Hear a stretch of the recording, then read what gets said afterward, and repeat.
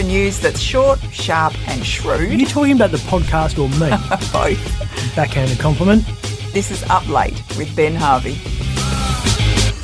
It's happened. Interest rates are up. Well, that's just one of 4 stories around today that should have investors very worried. Rates are up for the first time in 11 years, a 25 basis point rise. 25 basis points being finance wanker speak for 0.25 percentage points. Sucks to owe money right now, but there are 3 other stories that make it suck even harder. This one, and this one. Okay, draw the links for me. One of these stories is no big deal. 2 at the same time is a little concerning.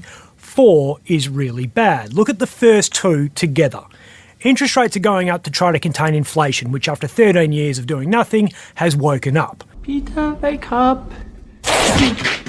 Unions are going for higher wages because the cost of living is going up. Higher wages then contribute to the higher cost of living because businesses are passing the costs on to consumers, which makes the Reserve Bank raise interest rates, and so on, and so on, and so on.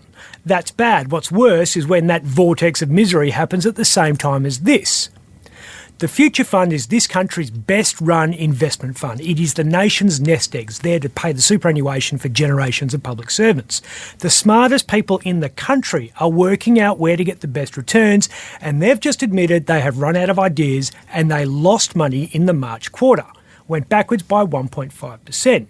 It turns out that losing 1.5% might be a win of sorts, thanks to bad news story number 4. China is whacking up tariffs, protecting domestic jobs. Tariffs means things get more expensive, and when you're the second biggest economy and soon to be the biggest economy in the world, that means everything gets expensive for everyone, which means inflation goes up again, which means wages go up again, which means the RBA puts interest rates up again. Okay, Chicken Little.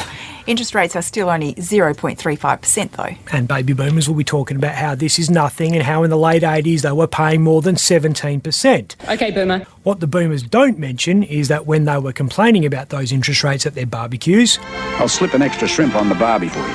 while listening to this, on this, the house they were in had probably cost them 80 grand. If a boomer put down a 10% deposit, the payments on a $72,000 loan came in at a bit over $1,000 a month over 25 years. Back then, average earnings was about $492 a week, which meant a 2-income family was spending 24% of gross household income on the mortgage. And if it got too stressful, what did they do? Have a windfall. I think that was the 70s. Well, let's look at today's barbecue. I am smoking a brisket and some ribs. While we listen to this, it's not the same as it was. on this, we are probably doing so in a McMansion that costs $525,000. That's today's median price. I got finance guru Nick Bruning to crunch these numbers because I'm a journo and so not so good at the maths. A 10% deposit today leaves you with a loan of $472,500. Your monthly payment over 25 years at 2.8% is $2,191.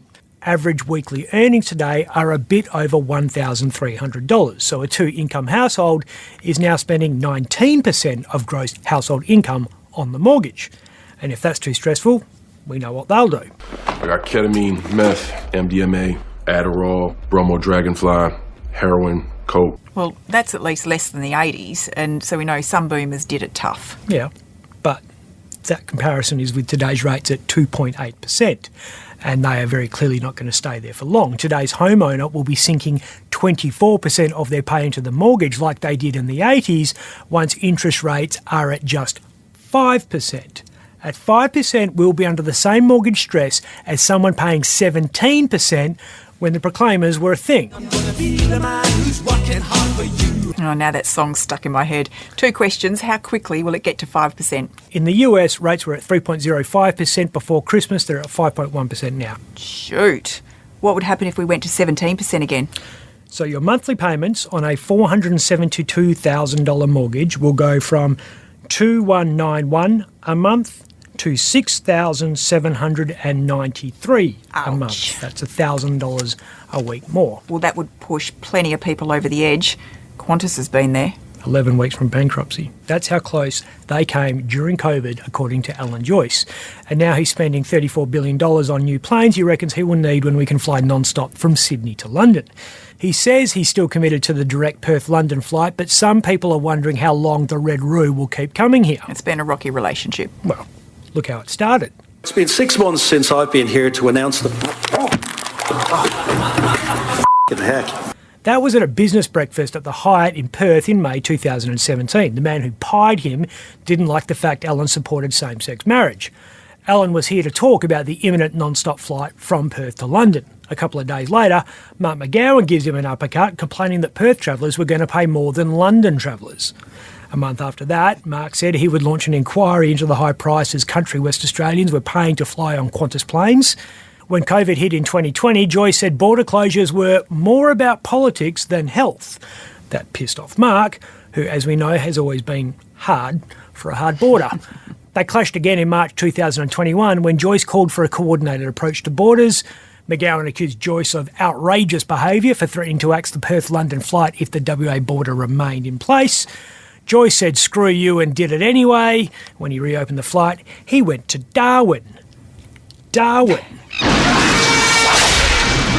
He then proved he wasn't afraid of a fight with McGowan. That's a knife. By piling shit on the Premier after that Feb 5 border reopening backflip and saying WA was like North Korea. Who will fly from London to Perth when you could go to Sydney? People returning to Perth from London, I guess. There's going to be far more Londoners who want to come to Perth instead of Sydney, because Perth is to Sydney what Birmingham is to London. Thomas Shelby from where? From Birmingham. Goodness. No, not much.